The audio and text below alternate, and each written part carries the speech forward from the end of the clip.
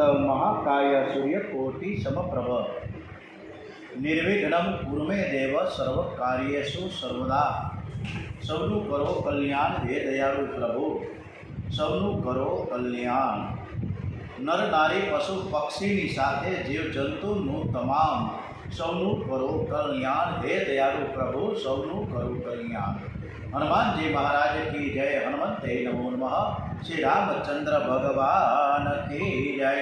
ओम मनोजवं मारुततुल्यवेगं जितेन्द्रियं बुद्धिमतां वरिष्ठं वातात्मजं वानरयूथमुख्यं श्रीरामदूतं शरणं प्रपद्ये। श्री हनुमान जी महाराज की जय। ओम આજે 31/5/2025 જેઠ સુદ પાંચમ છે, શનિવાર। આજની કથા આપણે શ્રી કૃષ્ણ પરમાત્માને સરસ રીતે સંભળાવીએ। શ્રી દ્વારિકાધીશ કી જય, કૃષ્ણ કનૈયાલાલ की जय। આપણા પૂજ્ય ગુરુદેવ શ્રી ડોંગરેજી મહારાજના ચરણોમાં વંદન સાથે સુખદેવજી મહારાજ की जय, ભાગવત ભગવાનજી મહારાજ की जय। સૌપ્રથમ આપણે આપણા દ્વારિકાધીશ જે હરિ સુંદર સુંદર છે તેને ચરણોમાં વંદન સાથે આપણે સુંદર નંદ મુકુંદ હરિનારાયણ હરિ હરિ સુંદર નંદ મુકુંદ હરિનારાયણ હરિ હરિ કેશવ હરિ ગોવિંદ હરિનારાયણ હરિ હરિ કેશવ હરિ ગોવિંદ હરિનારાયણ હરિ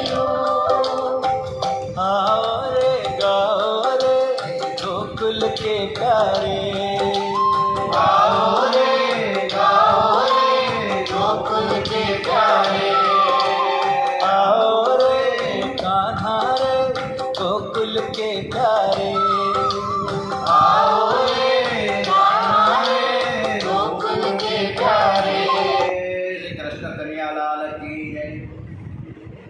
આજે હમણાં જ આપણે 9મા સ્કંદમાં પ્રવેશ કરી રહ્યા છીએ। આપણા કથાના પ્રથમ જે વક્તા સુખદેવજી મહારાજ અને પછી આ સમાજના ખૂબ જ તપોનિષ્ઠ એવા ડોંગરેજી મહારાજના ચરણોમાં વંદન સાથે આપણે એની અને જગતગુરુ શ્રી કૃષ્ણ કનૈયા એનું પૂજન અર્ચન કરીને આપણે કથા આગળ વધારીએ।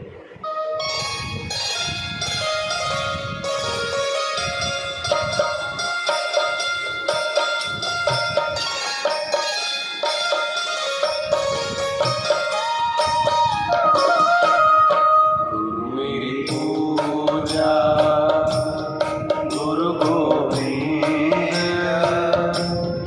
गुरु मेरा पार ब्रह्म गुरु भगवंत मेरी पूजा गुरु गोविंद गुरु मेरा पार ब्रह्म गुरु भगवंत।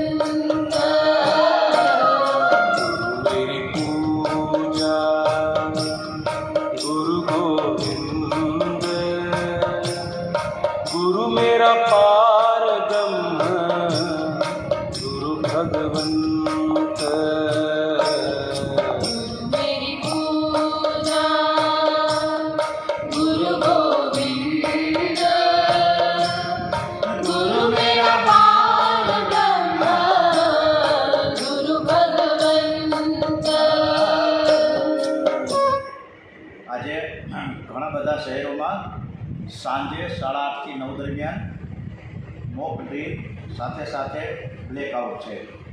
આપણે આપણા દેશને ગૌરવવંતો બનાવવા માટે આપણે ભારત દેશને નમન વંદન કરીએ।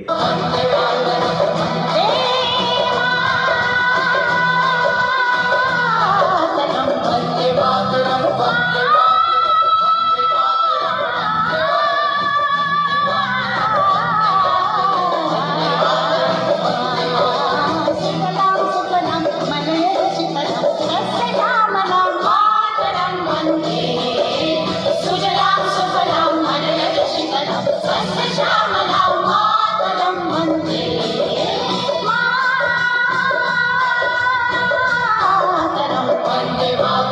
वन्दे मातरम् वन्दे मातरम् वन्दे वंदे मातरम। श्री कृष्ण कन्हैया लाल की जय। भगवान ने मत्स्य अवतार धारण કર્યો છે એ કથા તરફ 8મા સ્કંદમાં સમાપનમાં આ કથા એ પ્રકારની છે કે સત્યવ્રત નામનો રાજશ્રી ભગવાનનો મોટો ભક્ત હતો। એ જળપાન કરીને તપશ્ચર્યા કરતો। એ રાજા આ મહાકલ્પમાં સૂર્યના પુત્ર શ્રાદ્ધ દેવના નામથી પ્રખ્યાત છે અને શ્રી હરિ તેમને મનુ બનાવે છે। તેઓ કૃતમાલા નદીના કિનારે તપશ્ચર્યા કરે છે અને એક દિવસે એઓ નદીમાં ઊભા રહીને જળ તર્પણ કરી રહ્યા હતા। ત્યાં ખોબામાં એક માછલું આવ્યું। મનુ મહારાજે તે માછલાને ફરીથી પાણીમાં નાખ્યો। ફરીથી માછલો જળ સપાટી પર આવીને કહેવા લાગ્યો કે તમે મને ફરીથી પાણીમાં ન નાખતા, હું તમારા શરણે આવ્યો છું। પાણીમાં મને મોટા માછલા મારી નાખશે, મારું તમે રક્ષણ કરો। મનુ મહારાજે એ માછલાને પોતાના કમંડળમાં નાખી આશ્રમમાં લાવ્યા છે, પરંતુ માછલો એક રાતમાં ખૂબ જ વધી ગયો। મનુ મહારાજ કહે છે, મનુ મહારાજને કીધું આ માછલાએ કે મને કમંડળમાં સંકળાશ પડે, મને કોઈ વિશાળ જગ્યામાં પધરાવો। રાજા એને સમુદ્રમાં પધરાવે છે। સમુદ્રમાં પધરાવતા જ માછલાએ વિશાળ સ્વરૂપ ધારણ કર્યું। ત્યાંથી સત્યવ્રત રાજાને આશ્ચર્ય થયું છે, આ માછલો કોઈ સાધારણ નથી, કોઈ મહાન લાગે છે। રાજાએ વિશાળ સ્વરૂપ ધારણ કરેલા માછલાને પૂછ્યું, તમે કોણ છો? તમારું સ્વરૂપ એકાએક આટલું બધું વિશાળ શા માટે થઈ ગયું? તમે તો સાક્ષાત અવિનાશી ભગવાન નારાયણ છો। હું આપને નમસ્કાર કરું છું, તમારે આવું સ્વરૂપ શા માટે ધારણ કરવું પડ્યું? ત્યારે ભગવાન નારાયણ કહે છે કે હે સત્યવ્રત રાજા, હું આ સ્વરૂપે તારું કલ્યાણ કરવા માટે તો આવ્યો છું। આજથી 7 દિવસ પછી, આજના ગુજરાત સમાચારના મેસેજ પ્રમાણે ગ્લેશિયર ઘણું બધું હવે ઓગળવા રહ્યું છે। એક આખું ગામ નાશ પામી ગયું છે। ધીમે ધીમે એવો સમય આવી રહ્યો છે કે હિમાલયનો 75% ભાગ ઓગળી જશે, ત્યારે કોઈ નહીં ટકે। દરિયા કિનારાના મોટા ભાગના શહેરો નાશ પામી જશે, એટલે પ્રલય આવશે। આ પ્રલયની વાત નીકળી છે, આ પ્રલય એવું આવ્યું છે કે બધા મોટા ભાગની વસ્તી સાફ થઈ જશે। હું આ સ્વરૂપે તારું કલ્યાણ કરવા આવ્યો છું। આજથી 7 દિવસ પછી પ્રલય થવાનો છે અને એ પ્રલયમાં બધાનો નાશ થશે, પરંતુ મારું તું સ્મરણ કરજે, હું તને તારી લઈશ। પ્રલયના સમુદ્રમાં જ્યારે ત્રણેય લોક ડૂબવા લાગશે ને, ત્યારે તું મારી મોકલેલી નૌકામાં બેસીને વિહાર કરજે। તું તારી નૌકાને મારા શિંગડામાં બાંધી દેજે। મનુ મહારાજ 6 દિવસ સતત ધ્યાન કરતા રહ્યા। 7મા દિવસે પૃથ્વી જળમય થઈ। મનુ મહારાજ મસ્ત નારાયણને કહેવા પ્રમાણે નૌકામાં બેસી જઈને નારાયણનું ધ્યાન અને સ્તુતિ કરવા લાગ્યા। થોડી જ વારમાં 1 લાખ યોજન મોટો એક શિંગડાવાળો સોનાનો મહામચ્છ એ સમુદ્રમાં પ્રગટ થયા છે। મનુ મહારાજ વાસુકી નાગરૂપી દોરડાથી નૌકાને મહામચ્છના શિંગડા સાથે બાંધી દે છે અને એ રીતના પ્રલયમાં બધાનો જ નાશ થયો, પર સત્યવ્રતનો નાશ ન થયો, કારણ કે તેણે મસ્ત નારાયણ સાથે સંબંધ જોડ્યો હતો। શરીર એ નૌકા છે અને પરમાત્માના ચરણ એ શિંગડું છે। આ શરીરને પરમાત્માના ચરણમાં આપણે બાંધી રાખીએ ને, તો આપણે નારાયણની સાથે આપણે કોઈ કાંઈ નુકસાન આપણે ન થાય। તો આપણે ભગવાનની સાથે તન્મયતા કેળવીએ, એવા ભાવ સાથે આપણે ભગવાનને શ્રીમન નારાયણ નારાયણ શ્રીમન નારાયણ ભગવાનની સાથે તાલમેલ કરતા રહીએ।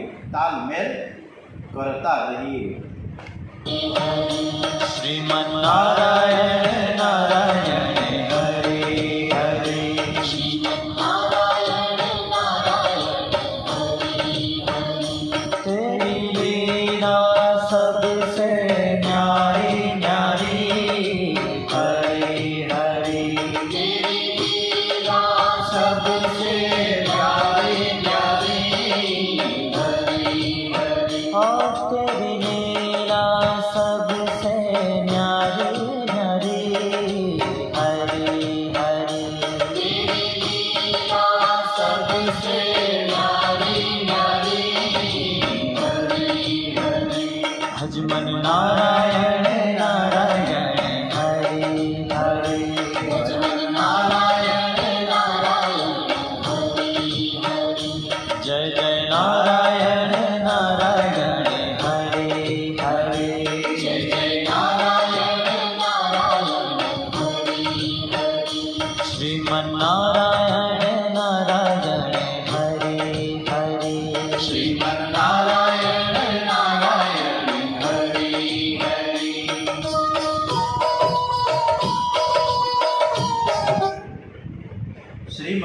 નારાયણ નારાયણ ઇતિ અષ્ટમ સ્કંદ સમાપ્તમ. બોલે શ્રી વૃંદાવન બિહારી લાલ કી જય. ઓમ નમો ભગવતે વાસુદેવાય. ઓમ શ્રી દ્વારિકાધીશના ચરણોમાં વંદન સાથે આજનો 9મો સ્કંદ આપણે શ્રી કૃષ્ણ પરમાત્માને સમર્પિત કરીએ. આપણી કથા સ્મિત હાસ્ય સાથે શ્રી કૃષ્ણ રામચંદ્રજી ગણપતિજી મહારાજ હનુમાનજી મહારાજ તમામ દેવી દેવતાઓ ખૂબ સરસ રીતે સાંભળે છે એવા ભાવ સાથે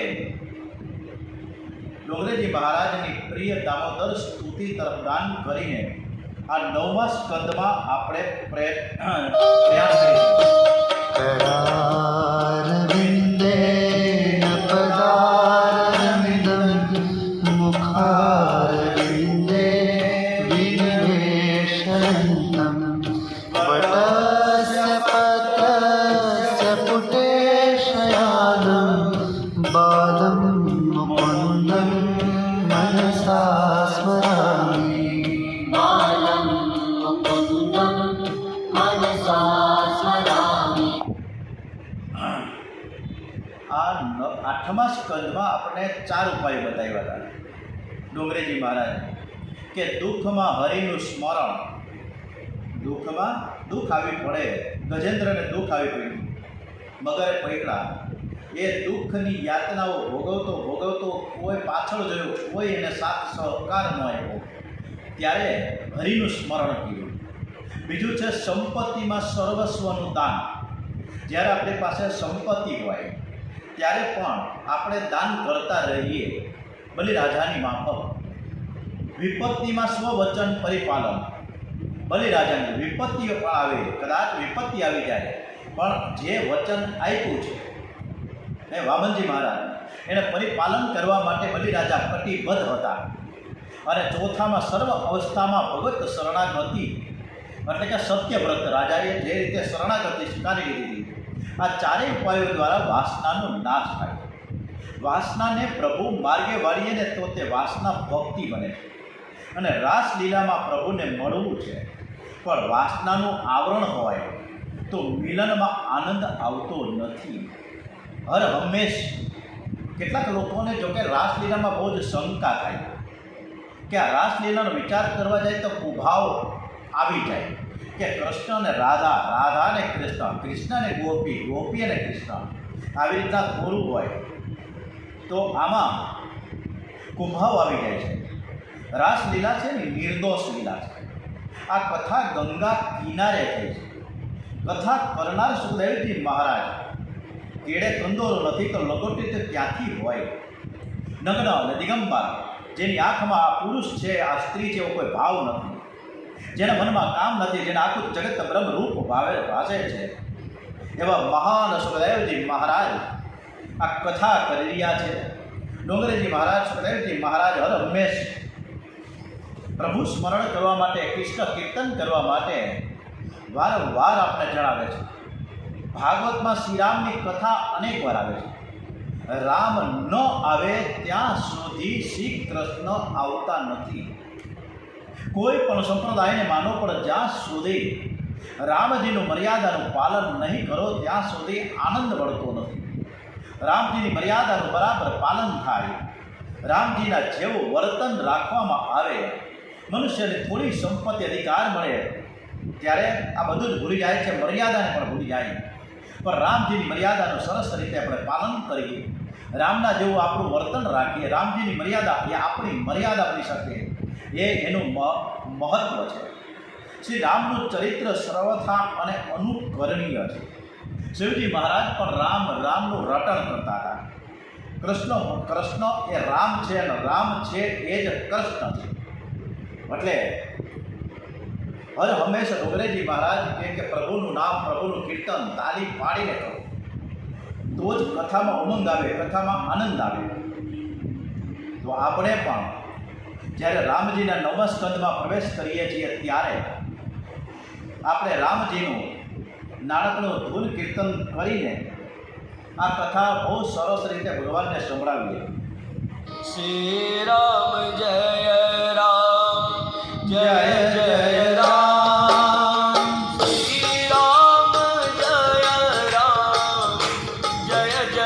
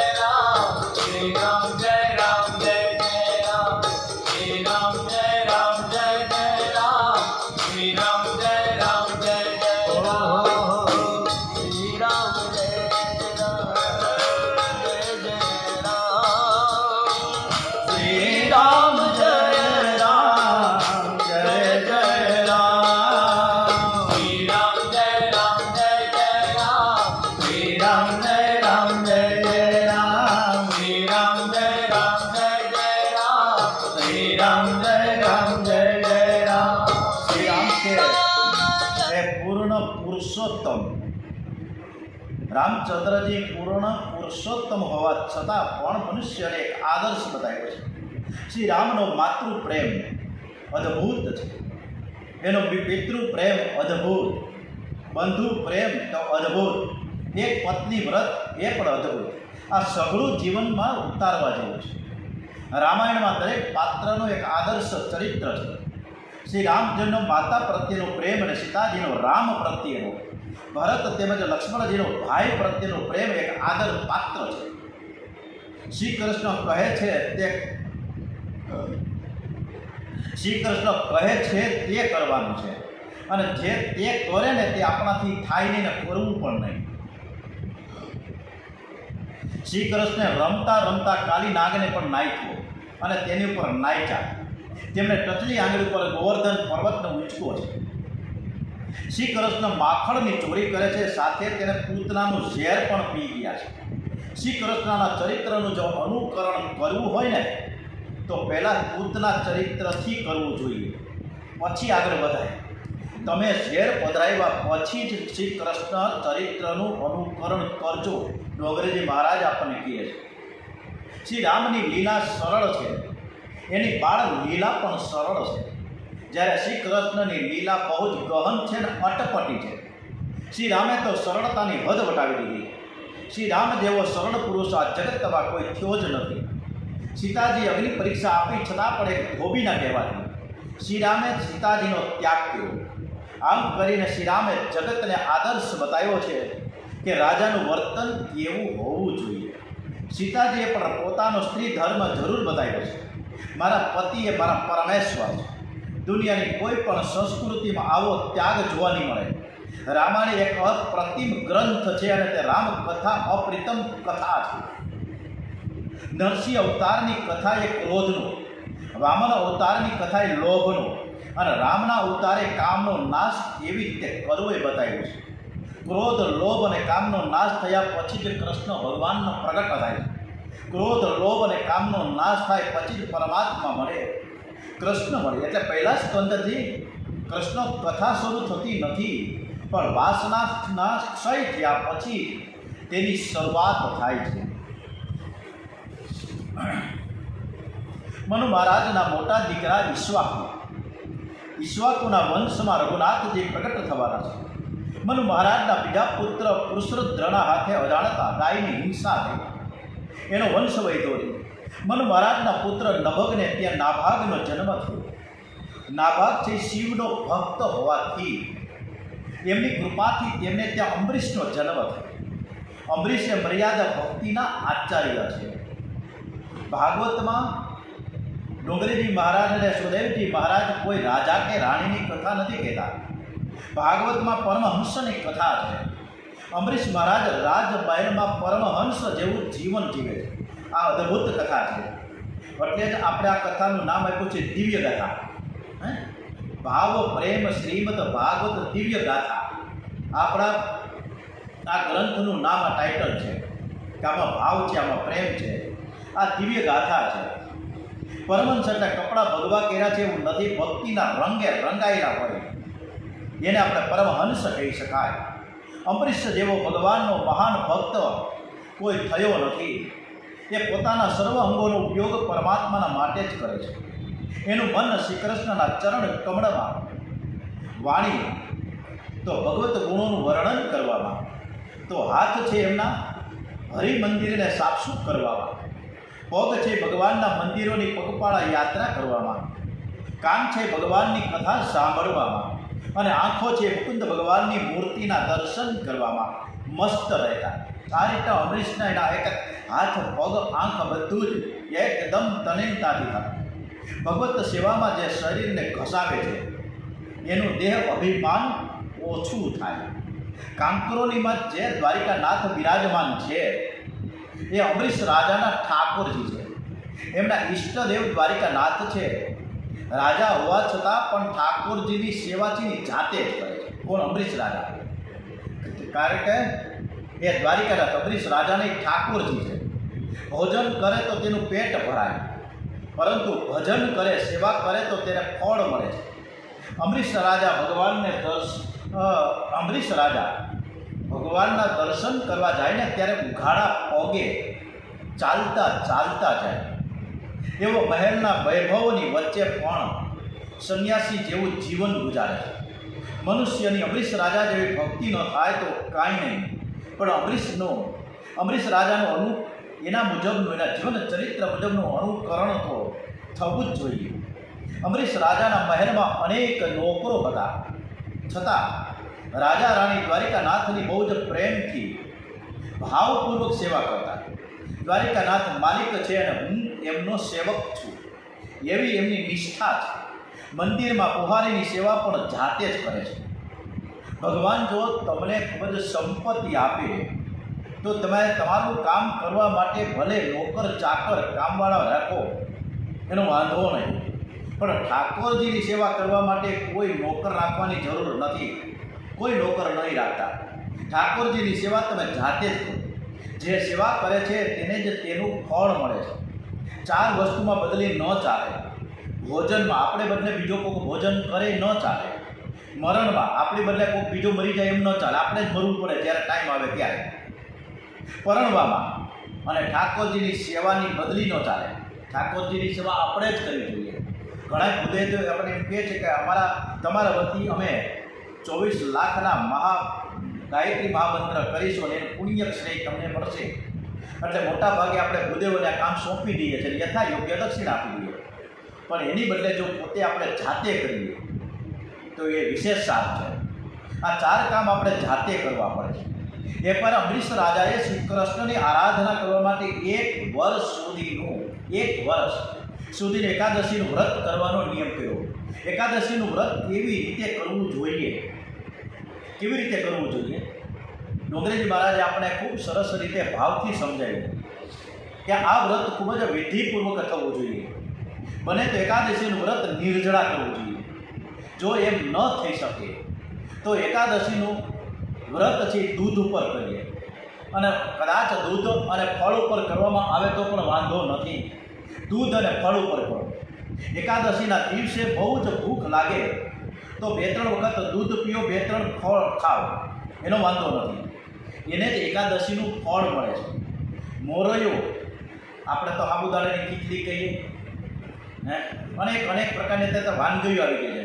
ફરાળી આઈટમો એટલી બધી ગામમાં મળે છે, વાત જ કરો. ફરાળી ભાખરી બને, ફરાળી ભજીયા પણ ચાલુ થયા છે.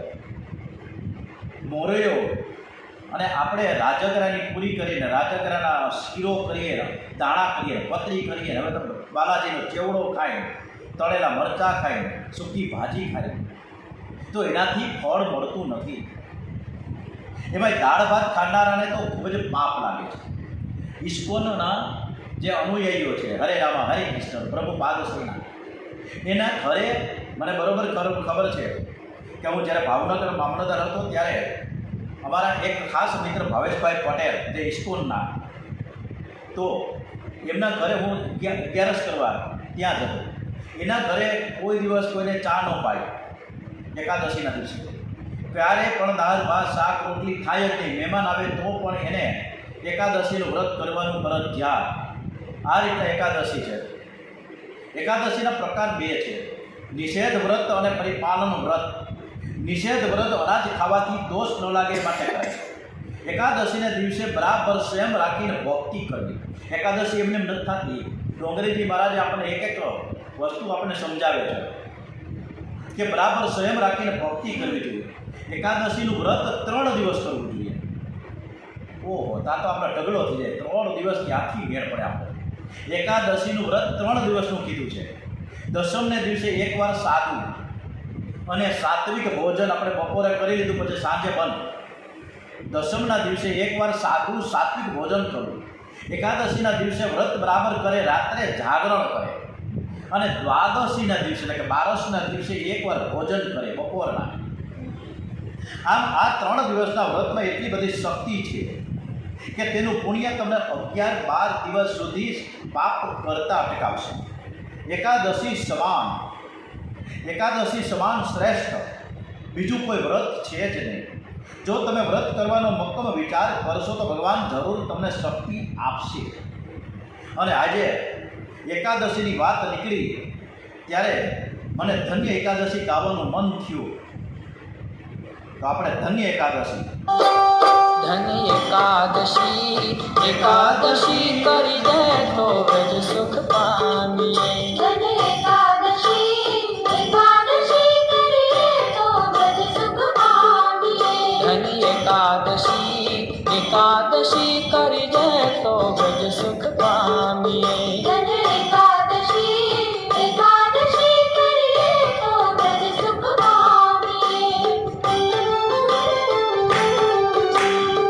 મારે એકાદશી વ્રત કરવું છે, મારે એકાદશી વ્રત કરવું છે. મારે ધ્યાન હરિનો ધરવું છે. મારે ધ્યાન હરિનું ધરવું છે. એ મારે વ્રજભૂમિમાં વસવું છે, મારે વ્રજભૂમિમાં વસવું છે. ધન્ય એકાદશી એકાદશી કરી દે તો વ્રજ સુખ પામીએ. ધન્ય એકાદશી મારે ગંગા ઘાટે જાવું છે, મારે ગંગા ઘાટે જાવું છે. એ મારે જમનાજીમાં નાવું છે. મારે જમનાજીમાં એકાદશી કરી દે તો વ્રજ સુખ પામીએ. ધન્ય એકાદશી એકાદશી મારે પંઢરપુરમાં જાવું છે, મારે પંઢરપુરમાં જાવું છે. એ મારે ચંદ્રભાગામાં નાવું છે.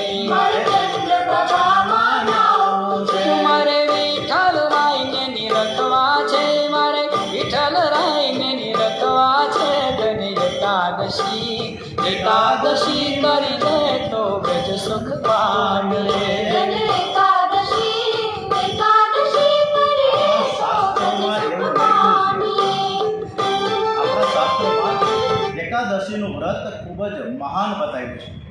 એકાદશીના દિવસે અન્નદાન કરવાનું નથી. બરાબર સમજો નવનીતભાઈ વ્યાસજી મહારાજ કે એકાદશીના દિવસે આપણે સીધો આપીએ ને બ્રાહ્મણને, સાધુ મહારાજને, તો એકાદશીના દિવસે અન્નદાન કરવું તે મહાન પાપ ગણાય છે. એ દિવસે અન્ન આપવું નહીં. અન્ન ખાનારને અને અન્ન ખવડાવનારને આ બંનેને પાપ લાગે છે. અન્નમાં સર્વ પ્રકારના પાપ આવીને વસે છે.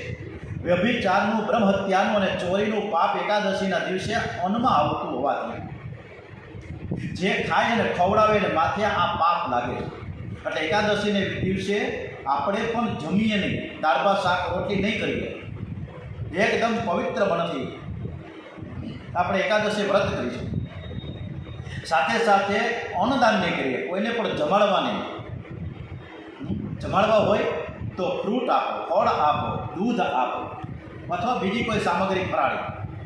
એકાદશીના દિવસે જો તમારે આપણે ઘરે કોઈ મહેમાન આવી જાય તો મહેમાનને કહેવાનું કે હું તો 11 મહેમાનને કહે કે હું 11 કરતો નથી, એમ મહેમાન કહે તો આપણે મહેમાનને જય શ્રી કૃષ્ણ કહી દેવાના અને કે તમે બીજે દિવસે આવજો, પણ આજે તો અમારે 11 છે અને તમારે 11 રહેવી હોય તો આવી જાવ, વાંધો નથી.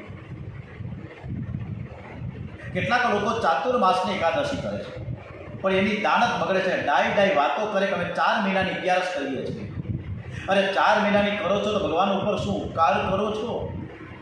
12 માસની એકાદશી કરો, 4 માસની શું કામ? 5 જ્ઞાનેન્દ્રિય, 5 કર્મેન્દ્રિય, 11મું મન, આ 11 ઇન્દ્રિયોથી આખો દિવસ ભક્તિ કરો, પ્રવૃત્તિ ઓછી કરો. એકાદશીની રાત્રે હરે કૃષ્ણ હરે કૃષ્ણ કૃષ્ણ કૃષ્ણ હરે હરે હરે રામ રામ રામ હરે હરે. પ્રભુના નામનો જપ કરો. વધારે નહીં તો 2 કલાક માટે તો ચોક્કસ થવો જ જોઈએ. પંઢરપુરમાં વિઠ્ઠલનાથજી મહારાજ એકાદશીને રાત્રે જાગરણ કરે છે. ઠાકોરજીના શયન થતા જ નથી. તુકારામજી મહારાજ, એકનાથ મહારાજ શ્રી વિઠ્ઠલનાથજી સન્મુખ ઊભા થઈને આખી રાત કથા કરે અને ઠાકોરજી સાંભળે છે. રાત્રે ભગવાનના નામનો જપ કરતાં કરતાં જાગરણ કરો, તમારા પાપ બળશે. એકાદશી એટલે 11 ઇન્દ્રિયોને ભગવાનમાં પરોવી રાખો. આજકાલ તો લોકો એકાદશીને નાનકડી દિવાળી સમજે છે. આવી એકાદશી કરવાથી કાંઈ પણ ફળ મળતું નથી. વિધિ પ્રમાણે એકાદશી ન થાય તો મર્યાદા અનુસાર અન્નનો ત્યાગ કરી ફળાહાર ઉપર રહેવું જોઈએ, જે આરોગ્યની દ્રષ્ટિથી પણ બહુ જ સરસ છે. અમરીશ રાજાએ પણ વિધિપૂર્વક નિર્જળા એકાદશી કરી છે. કોઈ પણ ગરીબ માણસ નિર્જળા એકાદશી કરે તો તેમાં આશ્ચર્યની વાત નથી. તો કરે, કારણ કે એને ઘરે જમવાનું નથી, પણ રાજમહેલમાં બધું જ છે. છતાં અમરીશ રાજા એકાદશીનું વ્રત નિર્જળા કરે છે, અને તેથી સુખદેવજીને અમરીશ રાજાની કથા કરવાની મજા આવી છે. વ્રતના સમાપ્તિના દિવસે યમુનાજીમાં સ્નાન કર્યા પછી બ્રાહ્મણોની પૂજા કરી. દ્વાદશીના દિવસે દ્વારિકાનાથની સન્મુખ સુંદર સામગ્રી પધરાવી છે. હે દ્વારિકાનાથ, હે પ્રભુ, હે ઈશ્વર, અમે આજે એકાદશી, આજે દ્વાદશી છે, આજે અમે તમને ભોગ ધરીએ છીએ, આપ પધારો. અમરીશ મહારાજ દ્વારિકાનાથનો જપ કરતા કરતા ભાવનાથી ખૂબ સરસ રીતે આંખો બંધ કરીને નંદલાલાને જમાડે છે. આપણે પણ આંખ બંધ કરીને આપણે થાળ ધરીએ, ખૂબ જ આનંદ આવશે. આરોગોને નંદલાલ રે મારા રે અમરીશ રાજાએ થાળ લીધી, આંખો બંધ છે, અને પ્રભુ દ્વારિકાનાથને વિનવણી કરે છે કે અમે થાળ ધરે છે, તમે આવો અને આવો.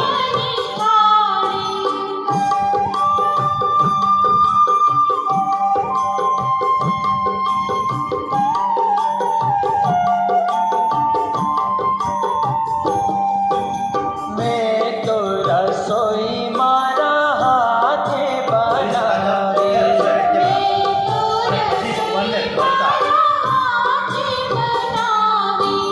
પ્રેમે જમાડું નંદલાલ રે મારા પ્રેમની થાળી. ભાત રે ભાતના મોજાના બનાવ્યા,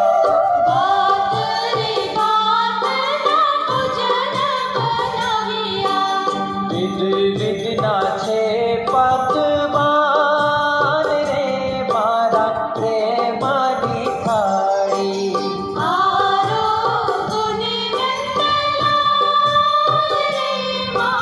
પ્રેમની થાળી. અમરીશ રાજા પોતે હાથે રસોઈ કરીને ભગવાનને રોજ થાળ ધરતા, અને એ થાળ આરોગતા દ્વારિકાનાથ જાતે સન્મુખ આવીને.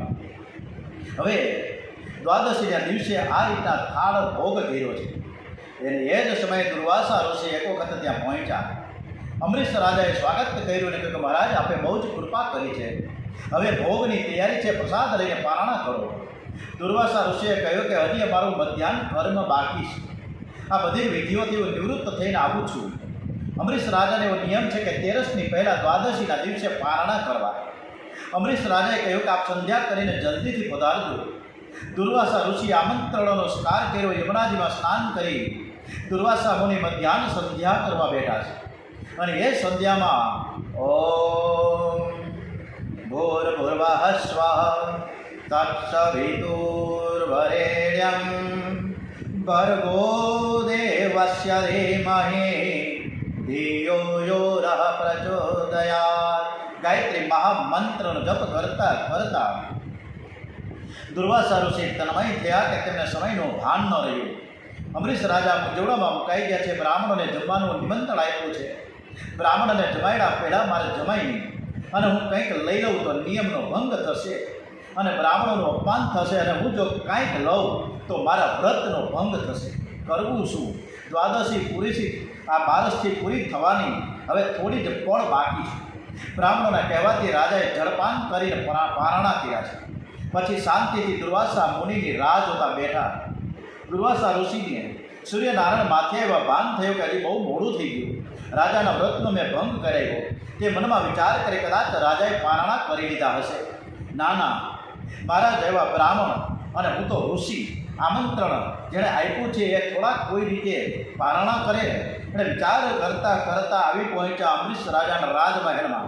અમરીશ રાજાએ ઊભા થઈને સ્મિત હાસ્ય સાથે ઋષિનું સ્વાગત કર્યું છે. ભાગવતમાં હર હંમેશા એક શબ્દ આવે કે સ્મિત હાસ્ય સાથે. બહુ અઘરું છે.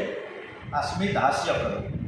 આપણા જીવનમાં પણ સ્મિત હાસ્ય, હાય હલ્લો, સરસ રીતે ભાઈ કેમ છો, આનંદ મંગલ તો છે ને, બાલ ગોપાલ બરાબર મજામાં તો છે ને, આવું આપણે કહેતા રહીએ, આનંદ આવે બીજાને અને આપણને પણ આનંદ આવે. ઊભા થઈને સ્મિત હાસ્ય સાથે દુર્વાસા મહર્ષિ મુનિનું સ્વાગત કર્યું છે. દુર્વાસા મુનિએ અનુમાન કર્યું કે વ્રતનો ભંગ થાય તો રાજા હશે નહીં. આ પ્રશ્ન દેખાય છે, તેથી તો મને એમ લાગે કે રાજાએ જરૂર પારણા કરી લીધા હશે. દુર્વાસા મુનિનું અનુમાન ખોટું ન હતું. રાજાએ પારણા તો કર્યા પણ જળથી કર્યા હતા. દુર્વાસા મુનિને એમ થયું કે રાજાએ ભોજન કરી લીધું હશે, એટલે એણે કહ્યું કે હે રાજન, તે મને નિમંત્રણ આપ્યું પરંતુ મને જમાડ્યા પહેલાં તે જમી લીધું. તને ભક્તિનો અભિમાન છે કે શું? ત્યારે અમરીશ રાજા કહે કે હે મહાત્મન, મેં તો ફક્ત જળપાન કર્યું છે, મેં કંઈ ખાધું જ નથી. તમારી હું રાહ જોઈ બેઠો છું. પરંતુ દુર્વાસા મુનિ તો ક્રોધમાં આવી જઈને કંઈ પણ સાંભળતા જ નથી. દુર્વાસા એટલે દુર્વાસના. જ્યાં દુર્વાસના હશે ત્યાં સુધી ક્રોધ છૂટશે. ક્રોધિત થયેલા દુર્વાસા ઋષિએ મસ્તકમાંથી એક કેસ ઉખાડીને જેવો જમીન ઉપર પસાડ્યો કે ભયંકર કૃત્ય નામની રાક્ષસી ઉત્પન્ન થઈ. અને એ કન્યાને ઋષિએ કહ્યું કે અમરીશને તું માર. કૃત્યા જેવી અમરીશ રાજાને મારવા જાય છે ત્યાં સુદર્શન ચક્ર આવે છે, અને આ સુદર્શન ચક્ર અમરીશ રાજાનું રક્ષણ કરી રહ્યા છે. અમરીશ રાજાને ખબર નથી કે મારું આ પરમાત્મા અમરીશ સુદર્શન ચક્રથી મારું રક્ષણ કરી રહ્યા છે. આ ચક્રે કૃત્યાને મારીને ભસ્મ કરી દીધું. ચારે બાજુથી સુદર્શન ચક્ર ખૂબ સરસ રીતે અમરીશ રાજાનું રક્ષણ કરી દીધું છે. તમે જે દેવની બહુ પ્રેમથી પૂજા કરો છો, જેના નામનો તમે જપ કરો છો, એ દેવ ભલે કદાચ તમને ન દેખાય પણ તે તમારી સાથે જ છે અને તે સર્વકાળે તમારું રક્ષણ કરે છે. તે સુદર્શન ચક્ર કૃત્યાને બાળીને દુર્વાસા મુનિની પાછળ પડ્યું. સુદર્શન ચક્રનું તેજ દુર્વાસા મુનિથી સહન નહોતું. દુર્વાસા ઋષિ ચક્રથી બચવા માટે બધે જ લોક ફરવા લાગ્યા છે, પણ ચક્ર એનો પીછો કરી રહ્યા છે. દુર્વાસાના ક્રોધી સ્વભાવને કારણે કોઈ પણ એને રક્ષણ આપી શકતું નથી. એને દુર્વાસા ઋષિ દોડતા દોડતા વૈકુંઠમાં પહોંચી ગયા. નારાયણ ઊભા થઈને કીધું કે સ્વાગતમ સ્વાગતમ, આવો આવો, પધારો પધારો. ત્યારે ગભરાઈ ગયેલા દુર્વાસા મુનિ કહે છે કે હું પધારો પધારો, તમારું ચક્ર મારી પાછળ પડ્યું છે, એને શાંત કરો, તમે મારું રક્ષણ કરો. ભગવાને કહ્યું કે હવે આ જે ચક્ર છે મારા આધીન નથી, મારું નથી, અમરીશ રાજાનું થઈ ગયું. જે વૈષ્ણવો પોતાનું સર્વસ્વ મને અર્પણ કરે છે, આ વારંવાર શબ્દ અમરીશ નોગરેજી મહારાજ કહે છે આપણને કે જે વૈષ્ણવો પોતાનું સર્વસ્વ મને અર્પણ કરે છે તેને હું મારું સર્વસ્વ અર્પણ કરું છું. આ સુદર્શન ચક્ર અત્યારે તો અમરીશની આંગણામાં છે. હું પણ ભક્ત પ્રધાન, ભક્ત પરાધીન છું અને તમારે હવે એને અમરીશ રાજા પાસે જઈને એની માફી માંગુ. મારા ભક્તોની આગળ હું કશાની પણ પરવા કરતો જ નથી. જ્યારે ભક્તો સગળું છોડીને કેવળ મારા શરણમાં આવે છે, ભક્તો મારા માટે સર્વસ્વને ત્યજે છે ને, ત્યાર પછી હું મારા ભક્તો માટે સર્વસ્વ શા માટે ન ત્યજું? મને મારા ભક્તજનો ખૂબ જ પ્રિય છે. સાધવ હૃદય મધ્યે સાધુ નામ હૃદય ત્યહમાં. મારા ભક્તો એ જ મારું હૃદય છે અને ભક્તોનું હૃદય હું છું. મારા ભક્તો મારા સિવાય કોઈ પ્રકારની મુક્તિની ઈચ્છા કરતા નથી. તપો વિદ્યા ચ વિપ્રણામ નિઃશ્રેષ્ઠ કરે ઉભે તે એવ ધ્વનિસ્તસ્ય કલ્પતે કર્તુમ યથા. દુર્વાસાજી, તપ અને વિદ્યા વિનયથી શોભે છે, સમજો તમે. ઋષિને કહે છે ભગવાન, વિનયનો સાથ ન હોય તો વિદ્યા વિનાશ કરે છે. જ્ઞાન કોઈને હલકો સમજવા માટે નથી, પરંતુ પરમાત્માના દર્શન કરવા માટે છે. આપ તો તપસ્વી છો, તમારી પાસે અનંત શક્તિ રહી છે, તેનો તમે દુરુપયોગ કર્યો છે. આપે વિના કારણે ક્રોધ કર્યો છે. આપ વિચારી તો જુઓ કે અમરીશે કાંઈ ભૂલ કરી હતી કે નહીં. પહેલાં જુઓ તો ખરા, વિચારો તો ખરા, અને સીધા એના પર ક્રોધાયમાન થયા. એણે પોતાના વ્રતનું પાલન કરવા માટે ફક્ત જળપાન કર્યું છે. તમારે એના પર ક્રોધ ન કરવો જોઈએ. તમારી ભૂલને કારણે જ આ ચક્ર તમારી પાછળ પડ્યું છે. માટે તમે અમરીશ રાજા પાસે જઈને એની ક્ષમા માંગો. એમના કહેવાથી જ આ સુદર્શન ચક્રનો વેગ શાંત થશે. દુર્વાસા ઋષિને પોતાની ભૂલનો ખ્યાલ આવતા જેને પસ્તાવો થયો, એવો અમરીશ પાસેથી આવીને વંદન કરવા લાગ્યા છે. પગે લાગી ગયા. અમરીશ રાજા એને વંદન કરતા અટકાવીને કહે કે આપ વંદન કરો એ ઠીક નથી. પછી અમરીશ રાજાએ સુદર્શન ચક્રને પ્રાર્થના કરી. કેવી પ્રાર્થના કરી છે? અદ્ભુત પ્રાર્થના કરી છે અમરીશ રાજાએ કે જો આજ સુધી મેં કાંઈ દાન પુણ્ય યજ્ઞાદિ કાર્યો સત્કર્મ કર્યા હોય તો તો તમારો વેગ શાંત થઈ જાઓ. અમરીશ રાજાના કહેતાની સાથે સુદર્શન ચક્રનો વેગ શાંત થયો છે. ભક્તિ કરો તો અમરીશના જેવી કરો. અમરીશની ભક્તિથી ભગવાનને પણ કહેવું પડ્યું કે હું તો ભક્ત પરાધીન છું. અહમ ભક્ત પરાધીન. જેની ભક્તિ સિદ્ધ થઈ એને સર્વ શાસ્ત્રોનું જ્ઞાન થઈ જાય છે. નામ લિયા ઉન્હોને. ડોંગરેજી મહારાજ બહુ સરસ એક એક વસ્તુ આપણને સમજાવીને વારંવાર કહે છે કે નામ લિયા ઉન્હોને જાન લિયા સકલ શાસ્ત્ર કા ભેદ. बिना नाम नरके गया पट पट पट पट चारो वेद बधाय वेद भणी लियो. એમ છતાં પણ નરકમાં ગયા. શું કામ? કે એને કોઈ શાસ્ત્રનું એટલું તો જ્ઞાન નથી. કારણ કે એને નામ જ લીધું, નામ સ્મરણ પણ કર્યું નહોતું ભગવાનને સાથે. દુર્વાસાને પ્રેમથી જમાડી અમરીશ રાજાએ ક્ષમા માંગી. દુર્વાસા અમરીશને ભક્તિના વખાણ કરે છે, પરંતુ અમરીશને કોઈ અભિમાન નથી. એવો તો કહે છે કે જીત મારી નથી, જીત તો મારા ઈશ્વરની છે, જીત તો મારા પ્રભુની થઈ છે. અભિમાન જ માનવીનું પતન કરે છે. સુખદેવજીને પણ અમરીશ રાજા જેવા રાજાઓ ખૂબ જ ગમે છે. તેથી જ તેઓએ આ કથામાં રાજાને સાંકળી દીધા છે, એટલે જ રાજાની કથા કરી છે. સુખદેવજી વિચાર કરે છે કે ધન્ય છે અમરીશની ભક્તિને. એ રાણીઓની સાથે મહેલમાં રહીને સંન્યાસી જેવું જીવન ગાળે છે, જ્યારે હું તો વનમાં જઈને સંન્યાસી જેવું જીવન ગાળું છું. એટલે તે મારા કરતાં પણ શ્રેષ્ઠ છે, મારા કરતાં પણ શ્રેષ્ઠ છે. આશા ડોંગરેજી મહારાજે પણ આ એક વાક્ય એવું આપણી સમક્ષ મૂકી દીધું છે, અદ્ભુત છે, કે આશા એ માનવીને મરતા સુધી નાચ નચાવે છે. આશા, અપેક્ષાઓ, ઈચ્છાઓ એ માણસને મરતા સુધી નાચ નચાવે છે. મનુષ્ય મરતા સુધી આશા સેવતો હોય છે, પરંતુ એની શી ખબર કે આશા તો ઠગારી નીકળી છે. આપણું અંગ ગલિતમ થઈ જાય, નબળું પડતી જાય. જે 40 વર્ષના 25 વર્ષના હોય, ધીમે ધીમે 60 વર્ષ પછી ધીમે ધીમે શરીર કેવું થાય, ગળવા લાગે. એટલે જ આપણા ભાઈજી મહારાજ રમેશભાઈ ઓઝાએ ખૂબ સરસ મજાનું આપણને આ અદ્ભુત વાત મૂકી છે. ગાયા અંગમ ગલિતમ પલિતમ મુંડમ દશન વિહીનમ ચાતમ તુલ્લમ અંગમ ગલિતમ પલિતમ મુંડમ દશન વિહીનમ ચાતમ તુલ્લમ વૃદ્ધો યાતિ ગૃહિર્વાદંડમ તદપિનમ યાશાપીડમ ભજ ગોવિંદમ ભજ ગોવિંદમ ગોવિંદમ ભજ મૂઢમતે પ્રાપ્તે સન્નિહિતે મરણે નહીં નહીં દર્શતિ કોઈ કરણે અંગમ ગલિતમ બલિતમ મુંડમ. આપણું અંગ આખું નબળું પડી ગયું હોય, આપણે આંખ છે દેખાતું બંધ થઈ જાય, છતાં પણ આપણે આટલા મોટા વૃદ્ધો થઈ ગયા છતાંય આપણે આશા અપેક્ષાઓ ખાવા પીવાથી મોહ માયામાં હજી આપણે પડ્યું જ રહેવું છે. એમાંથી આપણે છૂટી શકતા જ નથી. ભગવાન શ્રી શંકરાચાર્ય મનને આવો સુંદર બોધ આપ્યો છે. આ શંકરાચાર્ય અંગમ ગલિતમ પલિતમ મુંડમ દશન વિહીનમ જાતમ તુંડમ વૃદ્ધો યાતિ ગૃહિતા દંડમ તદ્યપી ન મુંચતે આશા પિંડમ. બહુ સરસ મજાનો ભગવાન શ્રી શંકરાચાર્યજીએ જે આપણે આ ગાન જે સાંભળ્યું એ રમેશભાઈ ઓઝા પૂજ્ય ભાઈશ્રીના કંઠેથી. અમરીશ રાજાના 3 પુત્રો વીરુ, કેતુમાન અને શંભુ. અમરીશ રાજાના વંશમાં અનેક રાજાઓ થઈ ગયા છે.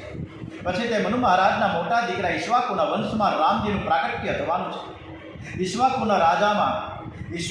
રાજાના કોણ કોણ થયા છે એના વંશમાં? વિકુક્ષી, દંડક, નિમિ ઇત્યાદિ અનેક પુત્રો છે. આ વંશમાં કુકસ્થ સાવસ્થ નામનો રાજા થયો છે. કુકસ્થના વંશમાં અનેના, પૃથુ, વિશ્વરંદ્રી, ચંદ્ર, યુવનાશ્વ, વૃદ્ધસ્વ, ધુંધુમાન, દ્રગાશ્વ, હર્યક્ષવ, નિકુંભ, વરણાશ્વ, સેનજીત, ત્રસદસ્ય અને માંધાતા થયા. અને એમના પછી અમરીશ યવનાશ્વ, હારિત, પુરુકુશ્ચ, અનર્ય, હર્યસ્વ, સત્યવ્રત થયા. સત્યવ્રતનું બીજું નામ છે ત્રિશંકુ અને ત્રિશુંકાના પુત્ર થયા છે હરિશ્ચંદ્ર. હરિશ્ચંદ્રના રોહિત થયા અને બાદ હરિત, ચંપક, વિજય, ભરૂક, ઉગ્ર, બાહુક થયા છે અને બાહુકનો પુત્ર સગર રાજા થયો છે. ખૂબ અદ્ભુત એવી સગર રાજાને જે સદગતિ મળી એવી દિવ્ય ગાથા તરફ હજી આપણે 5-10 મિનિટ ચલાવીએ. આ કથા એટલી બધી સરસ છે કે આપણે ઉઠવાનું મન ન થાય. સગર નામના ચક્રવર્તી સમ્રાટ રાજાએ અશ્વમેઘ યજ્ઞ કર્યો છે. યજ્ઞનો ઘોડો છોડવામાં આવ્યો. ઘોડાને ઇન્દ્રે ચોરી જઈને પાતાળમાં કપિલ નારાયણના આશ્રમમાં રહ્યો. સગર રાજાના જે પુત્રો છે એ ઘોડાને શોધતા કપિલદેવના આશ્રમમાં પહોંચ્યા છે અને કપિલદેવના આશ્રમમાંથી ઘોડો મળ્યો ને એટલે એમણે કપિલ નારાયણને ચોર સમજ્યા અને પછી એને મારો કહીને મારવા લાગ્યા. કપિલ મહારાજે જેવી આંખ ઉઘાડી કે બધા જ મુનિના આ કપિલ નારાયણ મુનિના તેજોગ્નિમાં પડીને ભસ્મ થઈ ગયા. સગરનો પૌત્ર અંશુમાન તેમને શોધવા નીકળે છે. એવો કપિલ મુનિના આશ્રમમાં આવ્યા છે. ત્યાં તેમણે ઘોડાને જોયો. અંશુમાન કપિલ ભગવાનની સ્તુતિ કરે છે. કપિલ ભગવાન અંશુમાનને કહે છે કે તમારા પિતરો બળીને ભસ્મ થઈ ગયા છે. તમારા પિતામાનો દાદાનો ઘોડો છે તે તમે લઈ જાઓ, મારે શું કરવું? અંશુમાન કહે કે હે મહામુનિ, મારા કાકાઓ બળીને ભસ્મ થઈ ગયા છે. એનો ઉદ્ધાર કેવી રીતે કરવો તે કૃપા કરીને મને બતાવો. ત્યારે કપિલ મુનિ કહે છે હે વત્સ, ગંગાજી પધારે ને કદાચ કોઈ એક તપોનિષ્ઠ કોઈ વ્યક્તિ ગંગાજી પધરાવવા માટે આહવાન કરે અને ગંગાજી પધારે તો ગંગાજળથી તેનો ઉદ્ધાર થશે. આ સિવાય બીજો કોઈ ઉપાય છે જ નહીં. અંશુમાન તે ઘોડા લઈને દાદાના યજ્ઞમાં આવ્યા છે. યજ્ઞ પરિપૂર્ણ કરવામાં આવ્યો. અંશુમાને ગંગાજી પધારવા માટે ઘણા વર્ષો સુધી તપ કર્યું, પરંતુ તેઓ ગંગાજીને પૃથ્વી ઉપર ન લાવી શક્યા. અંશુમાનનો પુત્ર દિલીપ થયો, એ પણ તપશ્ચર્યા કરી, એ પણ ગંગાજી લાવવામાં નિષ્ફળ રહ્યા. દિલીપનો પુત્ર ભગીરથ, આ ભગીરથ રાજાની તપશ્ચર્યા સફળ થઈ. આ 3 પેઢીનું પુણ્ય ભેગું થયું, ગંગાજી પ્રગટ થયા છે. ગંગાજી ભગીરથને કહે કે હું તારા પર પ્રસન્ન થઈ જો મને, પરંતુ મારો વેગ આ ધરતીથી સહન નહીં થાય. આ ધરતી રસાત તળમાં ડૂબી જશે, કોઈ ઝીલે તો ઉતારો. આ ભગીરથ રાજાએ જે તપશ્ચર્યા કરી છે ગંગોત્રી 4 ધામ પૈકી ગંગોત્રી, યમનોત્રી, બદ્રીનાથ અને કેદારનાથ. આ ગંગોત્રી છેક સુધી બસ જાય છે. આ ગંગોત્રીમાં તમે જાઓ, જ્યારે તમે પાર્કિંગ સુધી તમારી બસ અથવા તમારું વાહન પહોંચે એટલે તમારા પગથિયા 4-5 પગથિયા ચડીને સીધો રોડ ડાબા હાથમાં. જમણી બાજુ ગંગાજી વહે છે, ભાગીરથી નદી, અને ઓલી બાજુ પણ ઘણા આશ્રમો છે. ગંગાજી આ ગંગોત્રી નદી એટલે કે ગંગાજીનું જે મંદિર છે એ પાર્કિંગથી ફક્ત 0.5 કિલોમીટર છે, 750 મીટર, બહુ દૂર નથી. એટલે સરસ મજાની ગંગોત્રીના મંદિરે દર્શન કરવા જવું હોય તો ડાયરેક્ટ તમે વાહન દ્વારા ત્યાં સુધી પહોંચી શકો છો. બહુ અદ્ભુત જગ્યા છે. ત્યાં ભગીરથ રાજાએ જે શિલા ઉપર તપ કર્યું છે ત્યાં ભગીરથ રાજાની શિલા છે અને સામે ગંગાજી વહે છે ખડખડ ખડખડ કરતી.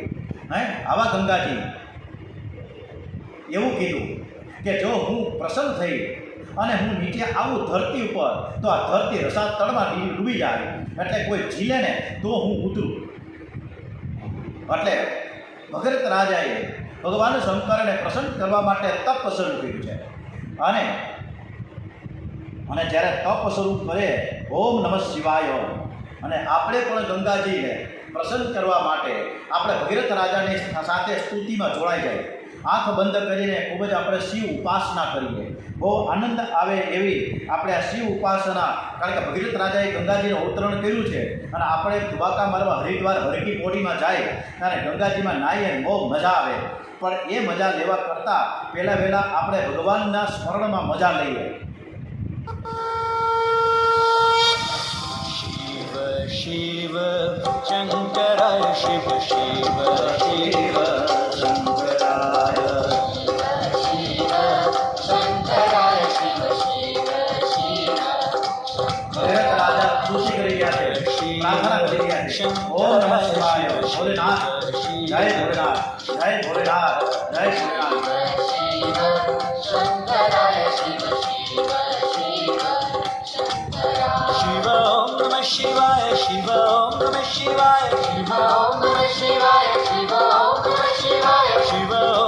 શિવાય શિવ ઓમ નમઃ શિવાય શિવ ઓમ નમઃ શિવાય શિવ ઓમ નમઃ શિવાય શિવ ઓમ શિવ ઓમ શિવ શિવ હર હર ઓમ હર ઓમ હર હર હર શિવ શિવ શંકરાય શિવ શિવ શિવ શંકરાય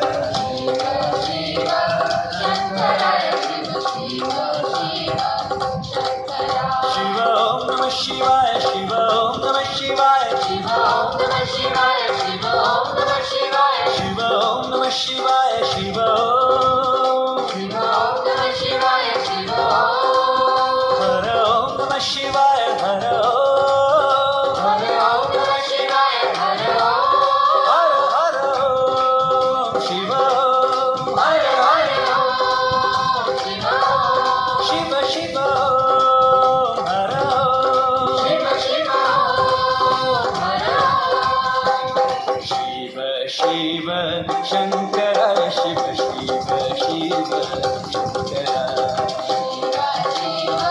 શંકરાય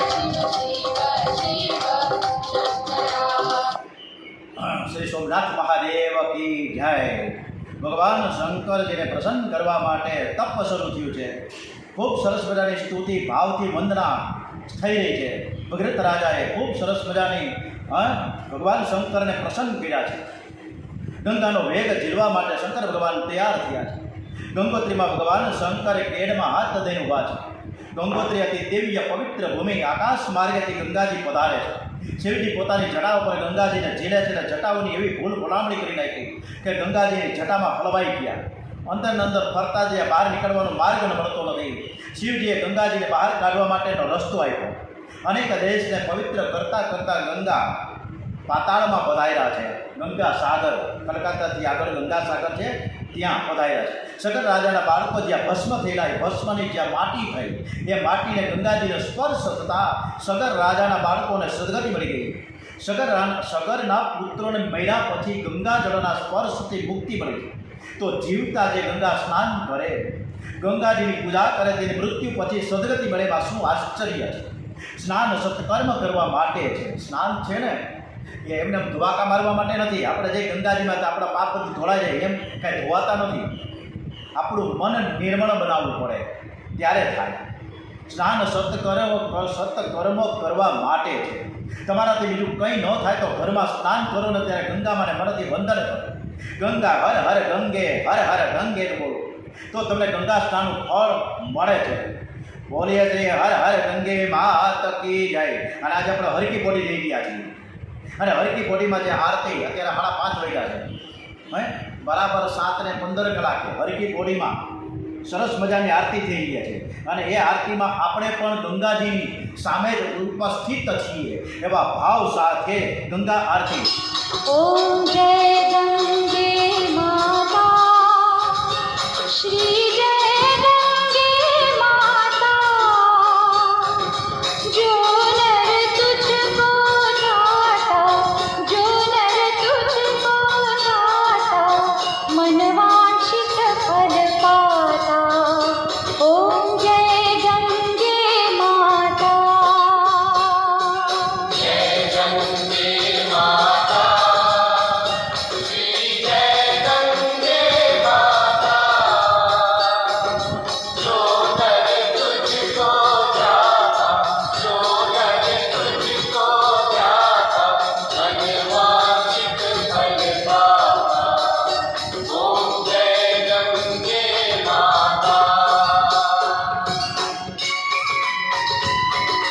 ભગીરથ મહારાજે ગંગાજીને અવતરણ કરાવ્યું. ભગીરથ મહારાજના વંશમાં શ્રુત નાભ સિંધુ દ્વીપ અને પછી અયુતાયુ થયા. આ જ વંશમાં ઋતુપર્ણ નામનો રાજા થયો છે. એનો પુત્ર સવકામનો સુદાસ અને તેનો પુત્ર કલમાસપાદ રાજાના વંશમાં અશ્વક નામનો રાજા થયો.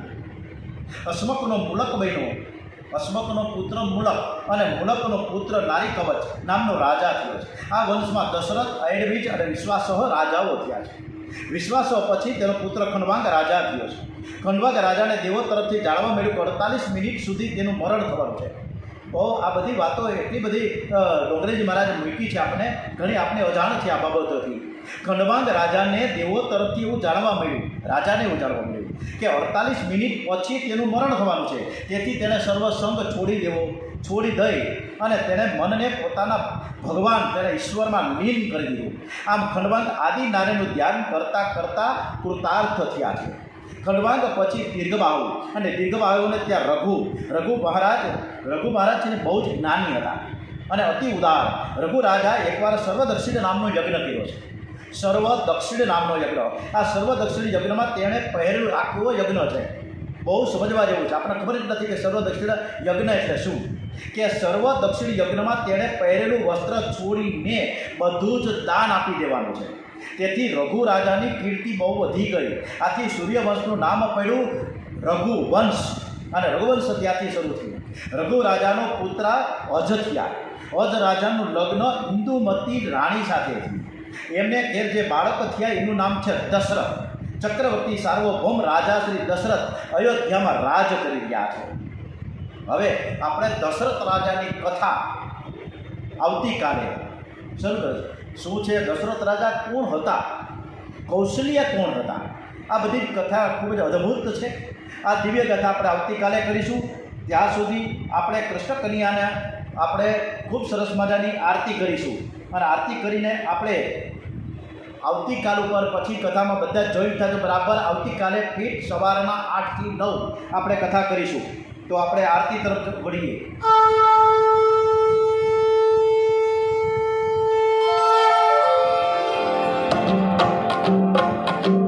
જય કાના કાળા પ્રભુ, જય કાના કાળા,